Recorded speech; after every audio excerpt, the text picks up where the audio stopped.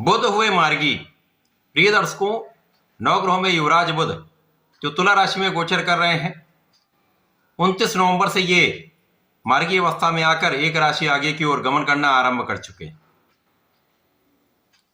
जब ये आगे की ओर बढ़ेंगे तो इनके प्रभाव में, इनकी क्षमता में वृद्धि होगी तथा ये 6 दिसंबर को अपनी राशि का परिवर्तन करके वृश्चिक राशि में प्रवेश कर जाएंगे। बुध के इस मार्गी काल के पश्चात जो राशि परिवर्तन हो रहा है वो वृश्चिक राशि में, वृश्चिक राशि के स्वामी मंगल के साथ में होगा। वहां पर पहले से ही शुक्र और सूर्य भी होंगे। इस प्रकार से वृश्चिक राशि में एक महायोग बनने वाला है। चतुर्ग्रही योग का प्रभाव समस्त राशि के जातकों को प्रभावित भी करेगा, कुछ विशिष्ट लाभ की प्राप्ति भी कराएगा। जय श्री गणेश। नमस्कार, मैं आचार्य संजय द्विवेदी। मेरे समस्त प्रबुद्ध दर्शकों का मेरे चैनल पे हार्दिक स्वागत है। प्रिय दर्शकों, आज मैं कन्या राशि के लिए बुध के इस मार्गी काल का तथा राशि परिवर्तन का किस प्रकार का प्रभाव प्राप्त होगा, इस परिवर्तन से कन्या राशि के जीवन में क्या परिवर्तन होंगे, किन भाव में वृद्धि होगी, कितना लाभ आपको प्राप्त होगा अथवा कहीं पर कोई समस्या या अवरोध है तो उसका क्या निराकरण, संपूर्ण विश्लेषण मैं पूर्ण तर्क के साथ करने जा रहा हूं।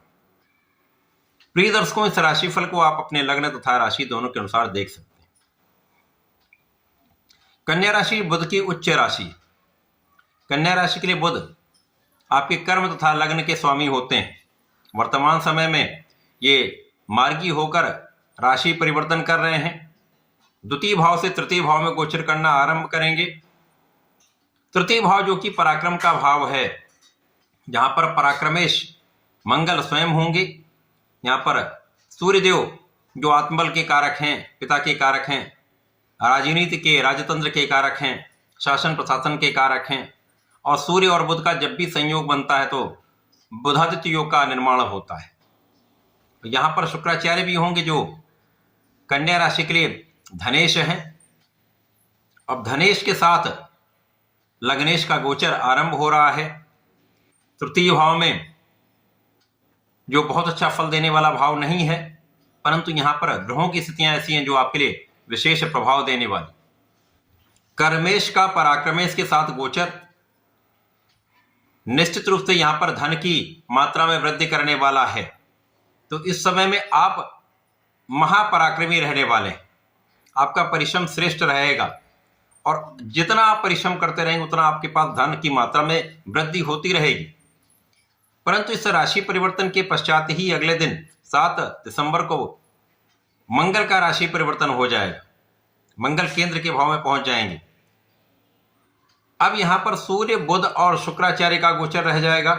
यहां पर तृतीय भाव में लक्ष्मी योग भी होगा, बुधादित्य योग भी होगा। ये कुछ परिप्रेक्ष्य में बहुत अच्छा फल देने वाला होगा, परंतु कहीं पर कुछ समस्याएं भी देता है। इस समय में यदि आप अपने मनोबल को अच्छा रखते हैं, अपने को एक्टिव रखते हैं, किसी प्रकार का आलस्य नहीं करते हैं, अपने बुद्धिबल का प्रयोग करते हैं, तो इस समय में आपको सर्वश्रेष्ठ लाभ मिलेगा। परंतु जरा सी भी लापरवाही यहां पर समस्या का कारण बन सकती है। यद्यपि इस समय में जो शुक्राचार्य हैं वो धनेश के साथ साथ भाग्येश हैं, तो भाग्येश के साथ इनका गोचर है और भाग्य भाव पर दृष्टि का प्रभाव है, जिसके कारण इस समय में आपके भाग्य में निश्चित रूप से वृद्धि होने वाली है। त्रिग्रही योग का निर्माण आपके परिश्रम में वृद्धि भी कराएगा, भाग्य का संपूर्ण साथ भी दिलवाएगा, जिसके कारण आपके सोचे हुए कार्य यहां पर पूर्ण होंगे। आपके वो कार्य भी पूर्ण हो सकते हैं जिनके लिए आप बहुत समय से प्रयास कर रहे थे लेकिन काम नहीं बन पा रहा था। यदि इस समय आप न्यायोचित रहते हैं, सही दिशा में सही प्रयास करते हैं, तो ये समय आपको सर्वश्रेष्ठ लाभ भी देने वाला है। भाई बहनों के साथ एक अच्छा सामंजस्य रहेगा, आपसी प्रेम में वृद्धि होगी तथा अच्छे मित्रों का साथ प्राप्त होता है। यहाँ पर पिता का संपूर्ण सहयोग मिलेगा। पिता जैसे लोगों का आशीर्वाद भी मिलता है, उच्चाधिकारियों का साथ मिलता है, शासन प्रशासन से सहयोग मिलता है। लेकिन इस समय में आपको प्रयास प्रत्येक चीज के लिए करना पड़ेगा। प्रत्येक कार्य के लिए आपको हाथ पैर मारने पड़ेंगे, निरंतर प्रयास करना पड़ेगा। बिना परिश्रम के कुछ यहाँ पर प्राप्त नहीं होने वाला। अब भाग्य का साथ लेना है और धन का लाभ लेना है तो आपको संपूर्ण रूप से पराक्रमी बने रहना है।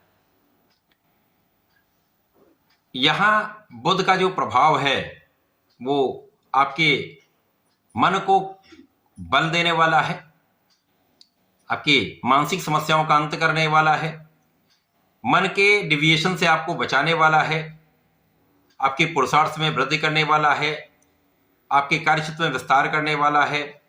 विशेष रूप से कला क्षेत्र के वे जातक जो लंबे समय से प्रयास कर रहे थे, अब आपको सफलता यहाँ पर प्राप्त हो सकती है, क्योंकि जो आपका किया हुआ प्रयास है तथा भाग्य का साथ आपको निश्चित रूप से अच्छे अवसर की प्राप्ति कराने जा रहा है। अवसरों का लाभ लें तथा निरंतर प्रयास करते रहें। इस समय में आपको धर्म के मार्ग पर चलना चाहिए। इस समय आपको न्यायोचित रहना चाहिए तथा आध्यात्मिक रहना चाहिए। अपने इष्ट का ध्यान करते रहें, उनका मंत्र जप या उनका नाम जप करते रहें। इस समय आपके पिता को भी लाभ मिलेगा, पिता के पक्ष से भी आपको लाभ मिलेगा, क्योंकि जब लग्न प्रबल हो जाती है तो लग्न की प्रबलता के कारण आपका बुद्धि का भाव, आपका व्यक्तित्व ये अत्यंत प्रबल हो जाता है, जिसका प्रभाव लोगों पर पड़ता है। यहाँ पर आपकी वाणी भी अच्छी रहेगी, यहाँ पर आपका बुद्धि का बल भी श्रेष्ठ रहेगा, तो आप सही प्लानिंग कर पाएंगे, आप अपनी योजनाओं को फलीभूत कर पाएंगे। उसमें यदि लोगों का सहयोग प्राप्त हो जाता तो ये आपके लिए अत्यंत सकारात्मक परिणाम देने वाला भाव बन जाता है। यद्यप तृतीय भाव जो ऐसा भाव है जहां पर कुछ ग्रहों को छोड़कर शुभ ग्रह बहुत अच्छा प्रभाव नहीं देते हैं, लेकिन यहां पर ऐसी स्थिति बन रही है जब कहीं ना कहीं से कुछ चीजें ऐसी भी होंगी, कुछ नकारात्मकता भी होगी, तो उसका निराकरण होगा, उसका समापन भी होगा। अब क्योंकि बुध तो क्विक रिस्पांस प्लैनेट है, या तो शीघ्र अपना संपूर्ण प्रभाव दे देते हैं तथा इस जगत के संपूर्ण क्षेत्र में इनका प्रभाव है। बुध के बिना कोई कार्यक्षेत्र संभव नहीं है, क्योंकि जहां पर वाणी है वहां पर बुध है, जहां पर गणनाएं हैं वहां पर बुध है, जहां पर शिक्षा है वहां पर बुध है, तथा बुद्धि का भाव तथा वाणी का प्रभाव प्रत्येक क्षेत्र में होता है। उसके बिना तो कोई कार्यक्षेत्र हो ही नहीं सकता। तो निश्चित रूप से बुध का ये परिवर्तन तृतीय भाव में है। कुछ प्रयास अधिक करने पड़ेंगे, लेकिन लाभ की मात्रा भी उसी अनुसार आपकी बढ़ती रहेगी, परिवार का सहयोग मिलता रहेगा, पारिवारिक भाव में वृद्धि रहेगी। तो यदि आप अपनी वाणी को नियंत्रित रखते हैं, अपने मन को नियंत्रित रखते हैं, सही दिशा में सही प्रयास करते हैं, किसी प्रकार के विवाद में पड़ने से बचते हैं, तो ये समय आपको निश्चित रूप से अच्छा लाभ देगा। इस समय में आपको गणपति महाराज की आराधना करनी चाहिए। ओम गंग गणपतये नमः का जप करना चाहिए। गणपति अथर्व शीर्ष का पाठ करें अथवा संकटनाशन गणेश स्तोत्रम का पाठ करें, विशेष लाभ आपको प्राप्त होंगे। समय का सदुपयोग करके आप लाभ ले पाए, ऐसा करके इसका उपयोग करें। धन्यवाद, नमस्कार।